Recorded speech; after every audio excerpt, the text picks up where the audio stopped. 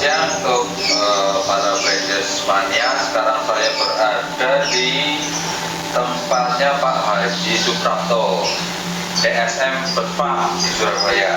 Iya, selamat siang saudara, sedulur Branjers dimanapun berada, sehat selalu, salam lestari beranjangan Indonesia.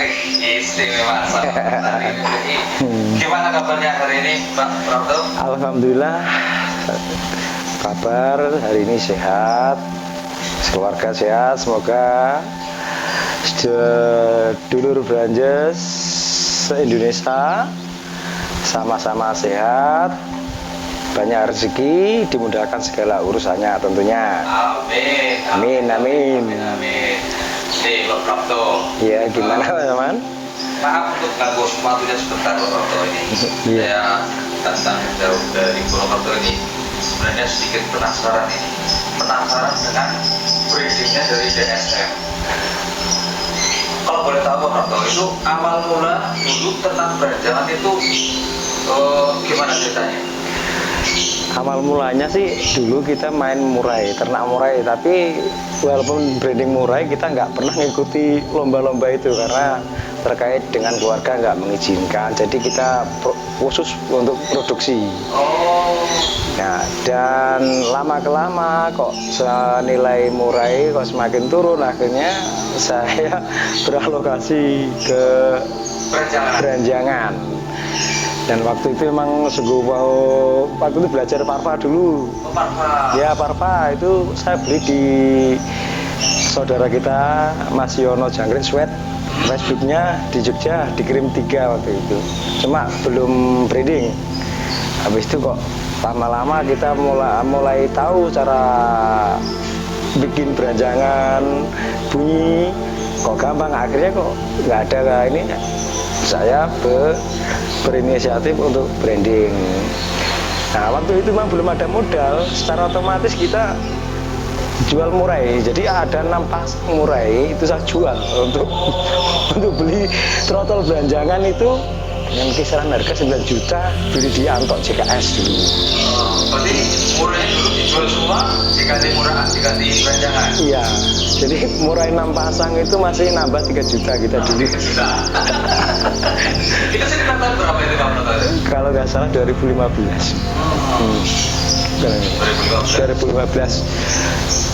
2015 begitu sudah punya jantan gacor, akhirnya supaya kita punya pikiran ternak.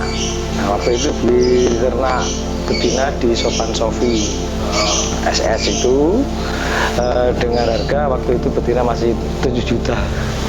Iya, jadi kita coba karena kita belum tahu tekniknya.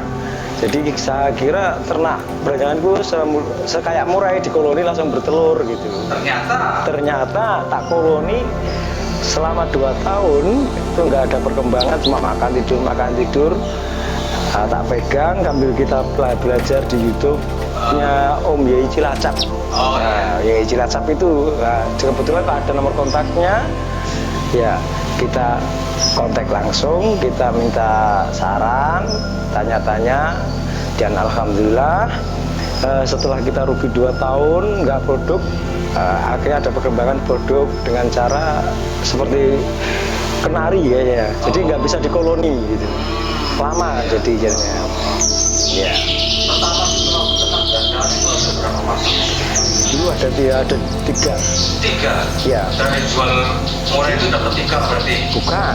Kalau murai itu 6 pasang cuma dapat 1. 6 pasang dapat 1? Iya. Waktu itu udah anjur-anjuran lah harga murai waktu itu. Lagian juga ada yang produk cuma 2 waktu itu.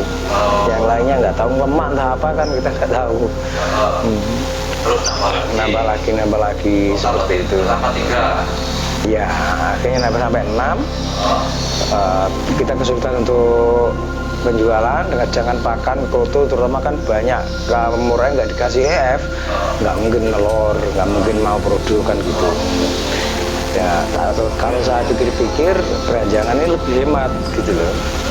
Nah, kroto nggak tiap hari pun juga nggak banyak. Jadi untuk teman beranjangan, kalau mau ternak branding, kita memang harus sabar, lebih sabar, ekstra sabar dari murai ocean lah intinya kan gitu. Karena ada beberapa resiko yang sering kita alami kalau kita nggak memperhatikan betina itu betul-betul berahi, akan diajar. Akan diajar karena jantan itu berahinya luar biasa, betina belum siap gitu loh. Berarti yang diajar betinanya atau anakannya atau? Betinanya, kalau penjodohan, iya kalau penjodohan kayak gitu. Oh, berarti jantannya sudah pengen sekali, dirinya belum mau, masih takut gitu. Ada ajar sampai bahkan mati 3 waktu itu pernah kejadian. Makanya untuk seperti itu juga pernah. Jadi untuk pemula ya, pemula saya sarankan lebih baik lebih aman, cari aman, kita pakai CCTV itu lebih aman. Begitu kita pantau dari HP, kalau memang udah bertengkar kayak gitu ya sudah kita ambil aja. Karena kalau sudah sampai betina itu diajar, misalkan terasa sakit, itu menimbulkan berahi lagi itu nunggu waktu susah 3 bulan, istilahnya stres gitu loh. KPRT itu ya begitulah, trauma gitu. Iya betul trauma. Jadi itu untuk di DSM sendiri nih Pak, itu harga anakan berapa ini? Kalau dulu sebelum DSM belum mengikuti lomba, kita fokus produksi, gitu sudah 7 juta. Nah sekarang memang kita lihat lihat di lapangan kayak apa Escanor, terah DSM kayak apa. Jadi peminat karena sudah banyak yang ingin memiliki terah DSM dan sampai inden secara otomatis kita orang yang ngasih harga bukan kita. Jadi orang itu ya sudah berapa harganya sekian. Ya, aku nggak ngasih harga, malah langsung ditransfer 10 pertama. Belum habis itu begitu lepas dari Piala Raja di Jogja dulu, pas Sekuatrik itu sudah hanya mencapai 15 juta usia mandiri. Jadi itu. Atau tergantung dari indukannya juga ya mungkin ya? Iya memang benar. Jadi memang ada orang itu bilang semua kok anaknya terah Escanor, yang lain ya Pak.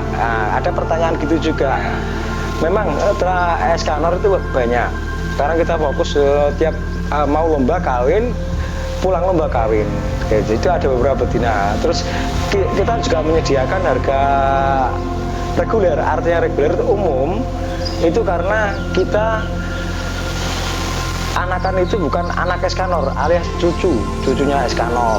Jadi anaknya Escanor kawin anak Escanor, cucunya Escanor gitu loh. Tapi untuk kualitas kayaknya sama aja gitu loh. Cuma yang lebih tersohor, lebih istilahnya lebih terkenal, artisnya lah istilahnya kan gitu kan, terah Escanor.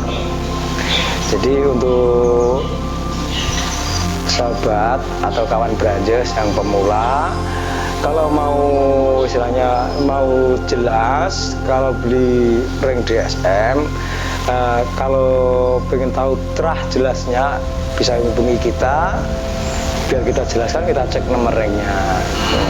Jangan dibilang semua itu anak Escanor, jangan. Nanti tertipu dengan harga fantastik, tapi bukan anak Escanor, kasihan. Karena itu ada modelnya sendiri kalau anaknya. Benar, kita ada ringnya, kita catat juga.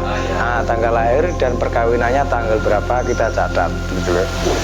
Detail ya. Dari dia pertama kali kawin ya. Sama nanti pas telur, terus sama nanti netas, sudah ada semua datanya. Sudah ada. Komplit. Jadi tidak mungkin istilahnya dalam tanda kutip untuk penipu itu tidak bisa ya? Nggak bisa, masalah kita memang sortir betul-betul sortir indukan, Dan terah juara ini bahkan saudaranya Eskanor yang betina-betina itu masih saya simpan karena untuk sortir indukan yang berkualitas gitu loh. Kita sebenarnya bisa berpacu untuk ternak banyak, tapi kalau kita kan lebih fokus ke kualitas gitu. Bukan kuantitas gitu.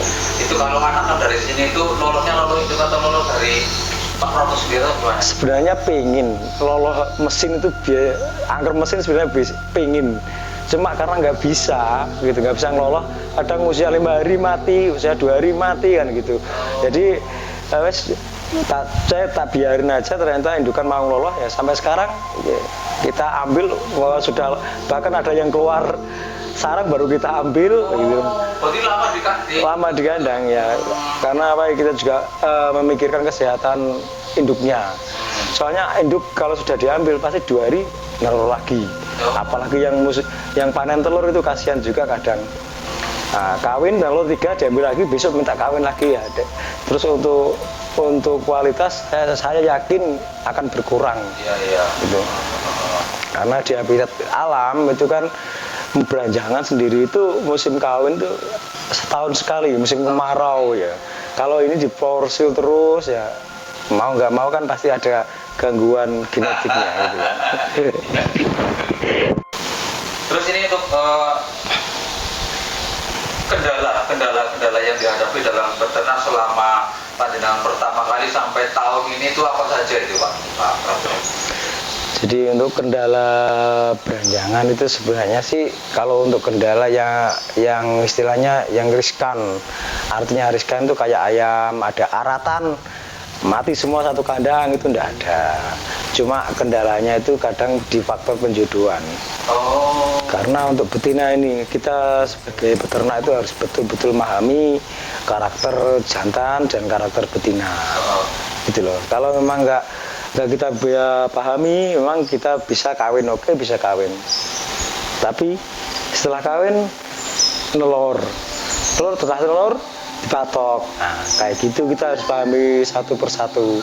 Kadang dipatok itu kenapa? Oh iya betul. Nah, terus kadang nggak mau angkrem itu kenapa? Kalau dulu sampai bingung saya itu, ternyata kita cek kandang itu memang ada gangguan di kandangnya, semut, cecak, kadang tiap malam tuh tikus gitu, kita nah itu stres gitu loh. Ya, maka saya sarankan itu pakai CCTV, lebih tahu, malam pun bisa dilihat, oh ternyata malamnya ada tikusnya, bisa kayak gitu. Terus untuk faktor mati itu sebenarnya nggak ada. Ya saya bilang tadi nggak kayak ayam ada aratan. Mati itu karena biasanya diajar hidup jantannya, betinanya itu. Nah, kalau untuk anak dibantai sudah netes, diloloh 1 hari, kalau terus habis itu dibantai, itu biasanya tingkat berainya sudah tinggi si betina itu. Sudah pengen banget gitu loh. Jadi jadi itu harus hati-hati, diperhatikan benar, karena untuk faktor EF itu untuk peloloh ya, untuk peloloh itu lebih baik, lebih aman kroto. Kalau dikasih ular itu rata-rata biasanya muncak berainya, anaknya dikorbankan, seperti itu. Satu lagi nih, iya, the last question, pertanyaan terakhir. Iya. Kira-kira itu ada pesan dan kesan untuk para peternak saja kepada kita, yang katanya saya juga belum membuktikan sendiri nih ya, katanya itu harga akan banyak sekarang, katanya lagi turun. Ini benar-benarnya saya juga belum tahu, karena saya juga belum istilahnya survei langsung. Kok ada pesan dan kesannya mungkin Pak Haji? Memang rumor di media itu memang kayak gitu loh. Karena apa? Bermunculan peternak-peternak baru yang mungkin dia kesulitan pemasaran, jadi ngasih harga di bawah standar. Jadi bukan turun, tapi kalau memang sudah terahnya juara itu lebih naik. Artinya lebih tinggi harganya gitu loh. Kayak murai kan murai trotol bisa 800, 200, 500 ada gitu. Tapi begitu juara harganya sudah sampai MM-an kayak gitu, sampai 300 juta, 500 juta kayak gitu.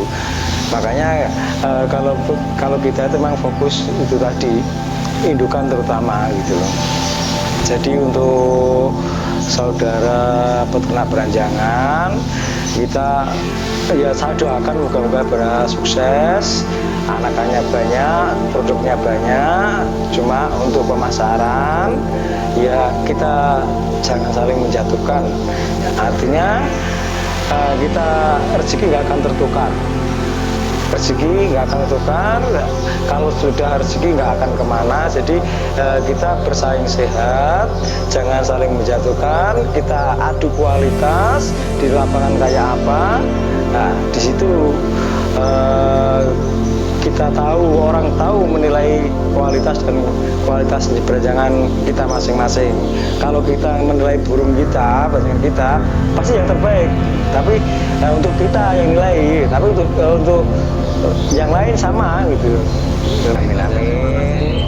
Ya sementara itu cukup buat saudara sedulur Branjes, baik dimanapun berada dan seluruh ocean dimanapun berada, kita sama-sama melestarikan budaya burung ini. Kita jaga, kita lestarikan dengan baik dan kita pelihara dengan baik, tentunya supaya anak dan cucu kita bisa ikut menikmati nantinya. Sementara itu dari saya DSM Kargo atas nama Haji Suprapto, salam Branjes Mania, sukses, sehat, rezeki lancar.